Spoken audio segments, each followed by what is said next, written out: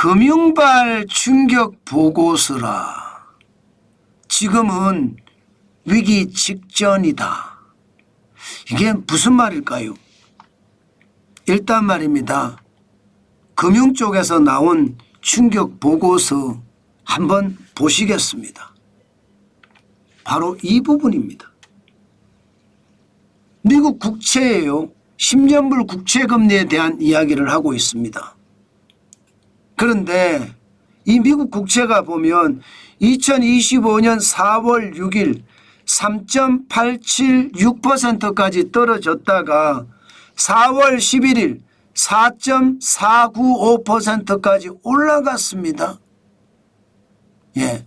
게다가 4월 22일이라고 하더라도 4.410%니까 올라간 10년물 국채금리는 그대로 유지하고 있습니다.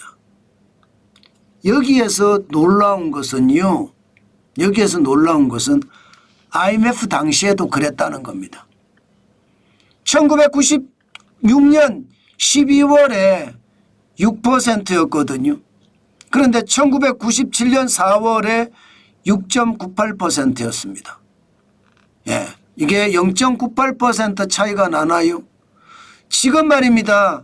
지금 전체적인 흐름을 보면 지금과 IMF 직전과 10년물 국채금리의 어떤 급상승이 비슷하다는 거예요. 금융당국자들이 이 부분을 두고 시장에 진짜 위협감이 있다. 마치 IMF 외환위기 직전과 지금이 너무 많이 닮았다. 이렇게 이야기합니다. 여기에다 더 심각한 것은요. 국채금리가 올라가고 있잖아요. 그죠? 그런데 놀라운 것은요. 달러 인덱스가 심각하게 떨어져 보입니다. 심각하게. 일반적으로 국채금리가 올라가면 달러화도 강세를 보여야 합니다. 강세를. 그런데 국채금리는 갑자기 폭등하는데 달러 인덱스, 달러의 가치는 폭락하고 있어요. 이것이 말입니다. 뭔가 큰 위기가 다가오고 있다. 이런 느낌이 굉장히 강하게 든다는 얘기. 이것은 어쩌면 시장의 불안감이 굉장히 커지지 않겠느냐 하는 내용까지도 이야기가 됩니다. 실제로 말입니다. 1997년 4월부터 6.98까지 올라갔잖아요. 그리고 바로 뒤이어서 1997년 6월에는요. 태국이 외환위기를 맞습니다. 태국이. 그러면서 태국이 굉장히 혼란스러워지고요. 이게 인도네시아나 말레이시아를 거쳐서 쭉 올라옵니다. 1997년 11월 말 대한민국에도 강타하기 시작합니다.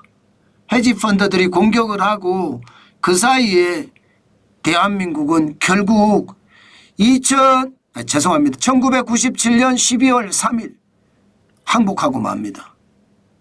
그때하고 너무너무 지금이 유사하다는 거예요.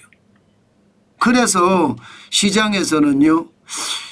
미국 국채의 흐름이 보니까 IMF 외환위기 직전과 너무 유사한데 이게 자칫 잘못하면 대한민국의 충격적인 위기로도 발전할 수 있겠다.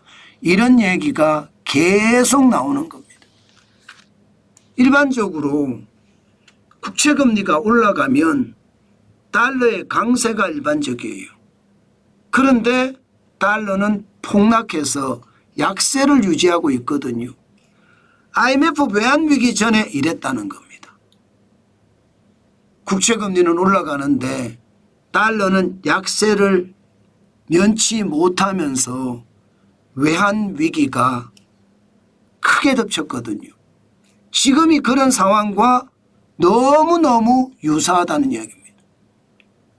실제로 다른 지표들을 보더라도 그런 뉘앙스가 나타납니다.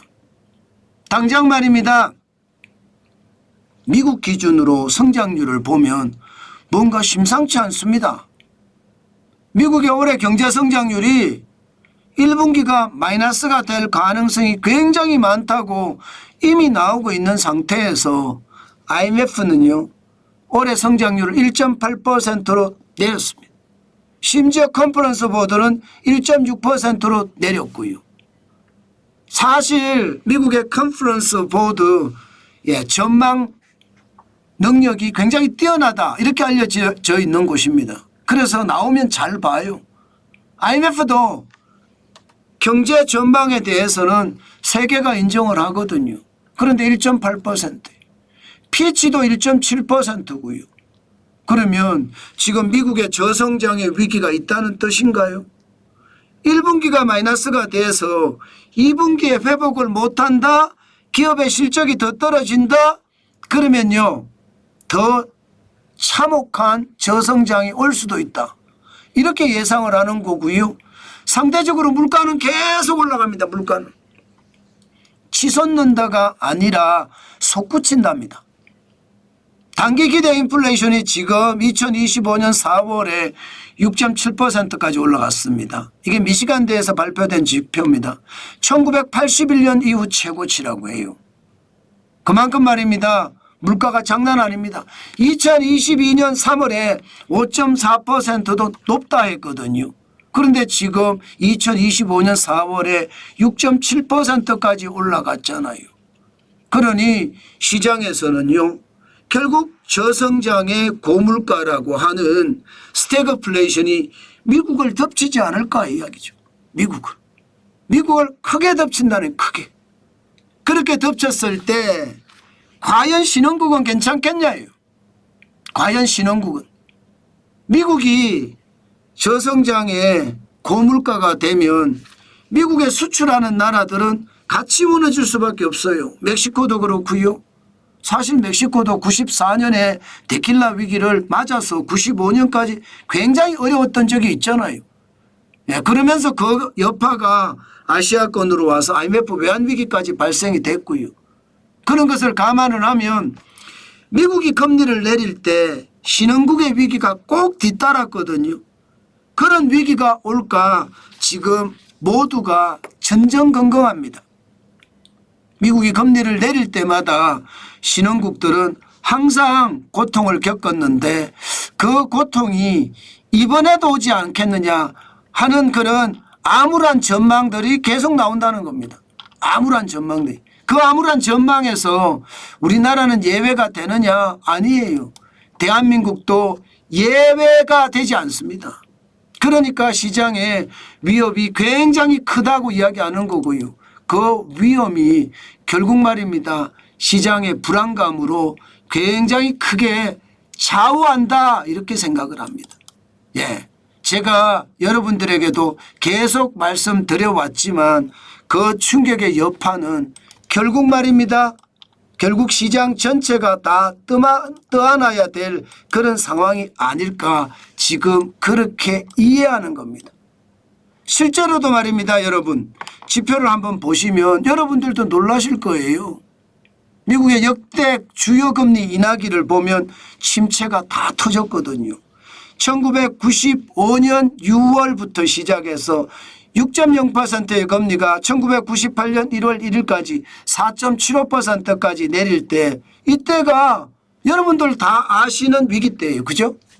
그리고 IT 버블 때도 6.5%에서 1.0%까지 내렸죠. 글로벌 금융위기 때도 5.25%에서 0.25%까지 내렸죠. 지금 말입니다. 지금 2024년 7월 5.5%를 금리를 계속 내리고 있는 중입니다. 그래서 제가 위기 직전 단계다 그 말씀을 드리는 겁니다. 여러분 지표는요 절대 거짓말하지 않습니다. 지표를 보고 있으면 항상 그 위기라는 건 뭐 그대로 사이클링처럼 그대로 그 기간대로 위기가 오지는 않지만 시간을 넉넉하게 두고 보면요, 결국 위기가 옵니다. 저는 그래서 여러분들에게 그만큼 현금을 쌓으시라. 지금은 투자에 집중하는 것보다가 생업에 집중하면서 벌은 돈을 계속 쌓아가시라. 제가 이렇게 이야기하고 있는 겁니다. 저는 작은 단서만 있으면 그 단서를 쫓아간다고 했잖아요. 미국의 10년물 국채금리가 급등하는 것, 그런데 달러는 계속 하락하는 것, 이것이 이상하다 이거예요. 마치 국채금리가 올라갈 때 달러도 강세였는데 그렇지 못하다는 거죠. IMF 외환위기 때처럼 국채금리는 올라가는데 달러는 약세가 되면서 위기가 왔잖아요. 지금도 그런 IMF 외환위기 같은 그런 위기가 우리 쪽으로 오지 않을까. 지금 금융당국은 크게 우려하고 있다는 뜻입니다. 그만큼 말입니다. 지표 하나가 가르쳐주는 바는 굉장히 큽니다. 저는 그 지표를 보고 항상 말씀을 드리니까 여러분, 시장은 항상 위기감이 있다는 것, 우리가 인정을 하고 시장을 봐야 되겠다. 그 말씀 오늘도 진짜 강조해서 드리겠습니다.